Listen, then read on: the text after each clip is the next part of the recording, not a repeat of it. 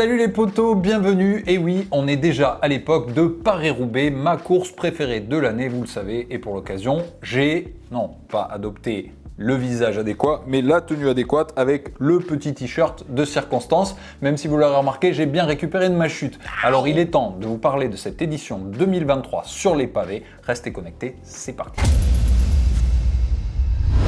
Avant de vous parler des secteurs pavés emblématiques de cette course qui l'est tout autant, on va faire une petite preview de cette édition qui, chez les hommes, ressemble énormément à la précédente avec 54,5 km de secteur pavé, à savoir à 300 mètres près, la même chose que l'année dernière. On va retrouver 256 km toujours chez les hommes, évidemment entre Compiègne et, vous le savez, le traditionnel vélodrome de Roubaix. C'est chez les femmes, en revanche, que l'on a le plus de changements, puisque celles-ci, cette année, vont avoir 145 km à parcourir, soit 20 km de plus. Et oui, n'est pas monument qui veut. On sait que traditionnellement, les femmes ont souvent moins de kilomètres que les hommes, ce qui donne des courses plus condensées et aussi plus animées. Et bien là, on aura une distance relativement importante, en tout cas pour le circuit féminin, de quoi nous promettre un beau spectacle. Et attention, la course féminine sera le samedi, à ne pas manquer sur les antennes de JCN+, tout comme Paris-Roubaix masculin le lendemain. Alors concentrons-nous un petit peu sur les nouveautés du parcours. Eh bien, il n'y en a pas énormément, puisqu'il y aura seulement les pavés de Aspres, qui ont été introduits en 2001 et qu'on n'avait pas beaucoup vu depuis les années 2000. Ils seront là juste avant le secteur très connu de Haveluy et ils représentent 1700 mètres de pavé qui sera une petite curiosité cette année en dehors de ça, du classique, du traditionnel.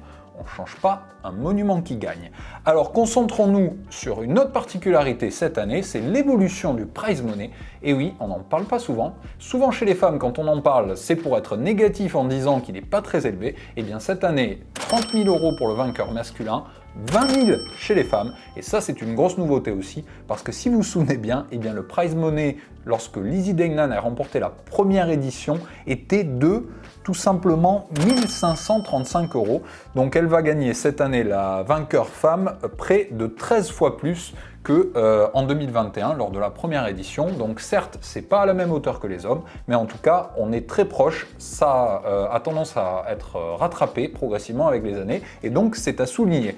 Voilà, passons au vif du sujet, les 5 secteurs pavés les plus emblématiques de Paris-Roubaix. Eh bien, j'aurais tendance à dire, pourquoi ne pas commencer par le commencement? Eh bien, pour moi, le plus emblématique au départ, eh bien, c'est le premier emprunté, tout simplement celui de Troisville, ou appelé aussi communément le pavé Jean Stablinski, évidemment, pour les initiés. Il est long de presque 1 km, 900 mètres. Pourquoi il est si particulier malgré le fait qu'il ne soit classé qu'en 2 étoiles? Eh bien tout simplement parce que, étant le premier, le peloton arrive souvent groupé, à très vive allure. Le placement est extrêmement important et celles et ceux qui ont eu la chance de faire cette course monumentale, eh bien savent qu'il faut être placé, ça joue des coudes et c'est un gros enfer. Et c'est là que l'enfer du Nord débute. Deuxième secteur pavé important, eh bien on en a légèrement parlé dans l'introduction.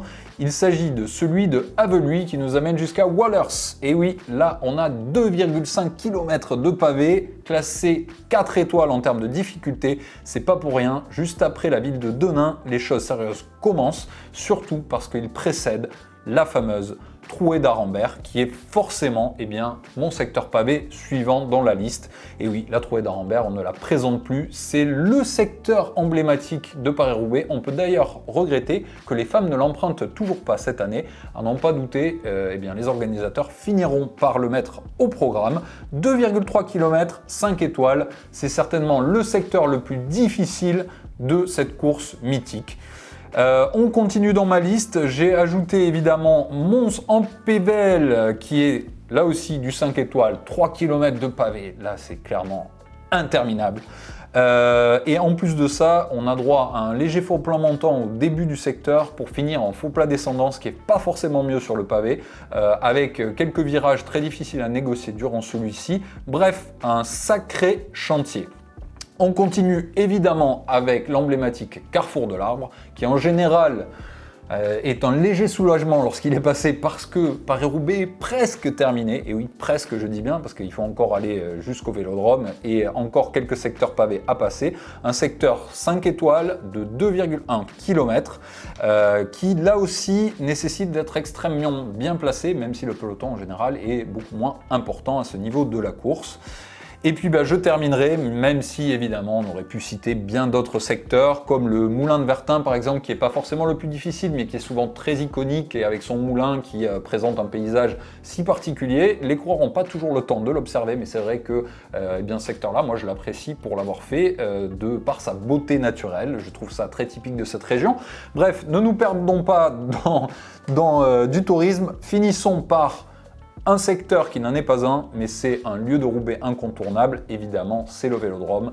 Ce chaudron qui est le théâtre de l'arrivée de cette course surnaturelle, le Vélodrome de Roubaix, eh bien oui, plus ces douches, évidemment, pour celles et ceux qui les auront méritées. C'est un des lieux qui est immanquable, que ce soit pour le public qui est là de passage ou évidemment pour les coureurs.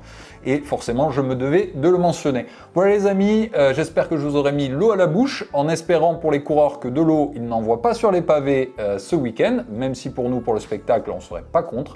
Et puis, restez bien connectés devant vos télés ou vos écrans pour suivre cette course, ces courses magnifiques sur GCN+, et GCN en français. Allez, des bisous et donnez-nous vos favoris et vos favorites évidemment en commentaire comme toujours. Salut!